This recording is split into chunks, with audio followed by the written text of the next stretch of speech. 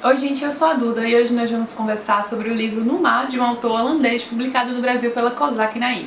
O autor deste livro se chama Twine Handmans. Eu vou pronunciar desta forma porque eu não sei qual a pronúncia correta e se você souber deixa aqui nos comentários. Este livro foi publicado originalmente em 2011 e aqui no Brasil saiu em 2015 com o apoio da Fundação Holandesa de Literatura.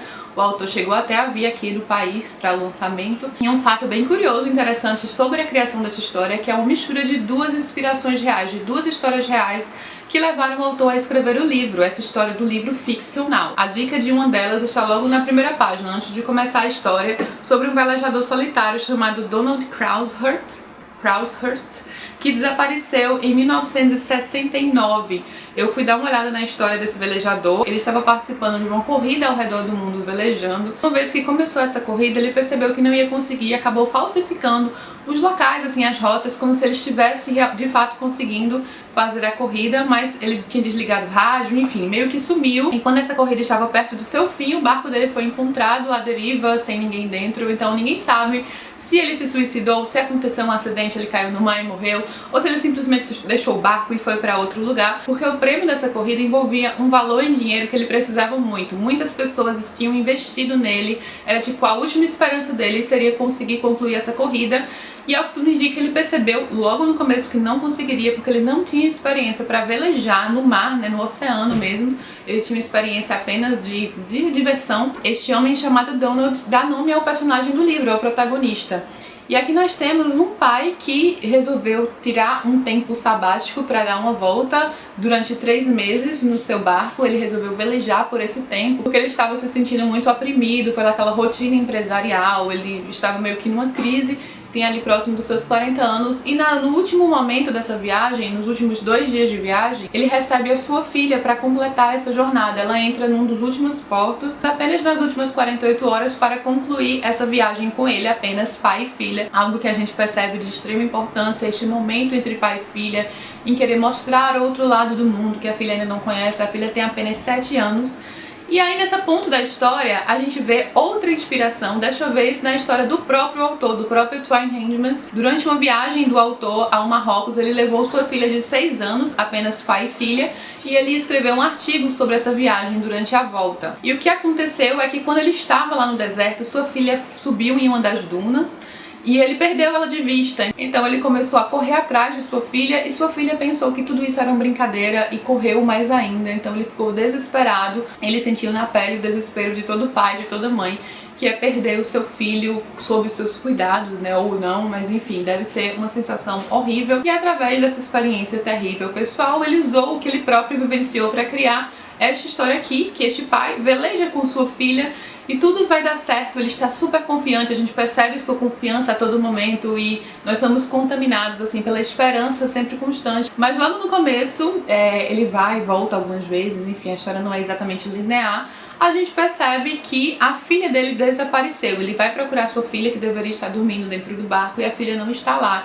E ele entra em desespero. E aqui eu abro aspas para falar que essa parte do desespero de um pai que procura sua filha foi extremamente bem passada. Dá aquela agonia acompanhar o estado psicológico, o desespero do personagem. E tudo isso é permeado por essa relação dos dois, porque quando ele percebe que a filha não está lá, meio que volta no tempo para mostrar a sua filha indo ao seu encontro. Então a gente vê muito dessa relação entre pai e filha, as diferenças, por exemplo, de um ponto de vista do pai para o ponto de vista de uma mãe, a crise de um homem ali próximo aos seus 40 anos, que deu toda a sua vida à empresa, mas que não foi exatamente reconhecido e está se sentindo oprimido por essa rotina empresarial, e a procura de um escape através da natureza. Muitas pessoas, creio eu, se identificariam nesse sentido, porque quando a gente está se sentindo assim carregado, né, nesse ritmo de cidade, nesse ritmo de trabalho contínuo, eu acho que a natureza é um dos grandes alívios, esse contato maior com a natureza. E ele sempre gostou de velejar, algo que o próprio autor também sempre gostou. O autor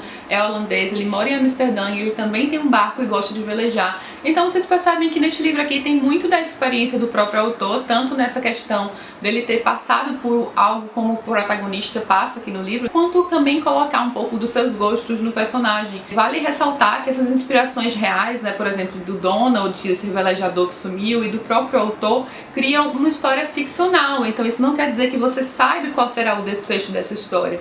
Isso é uma coisa que fica meio em aberto.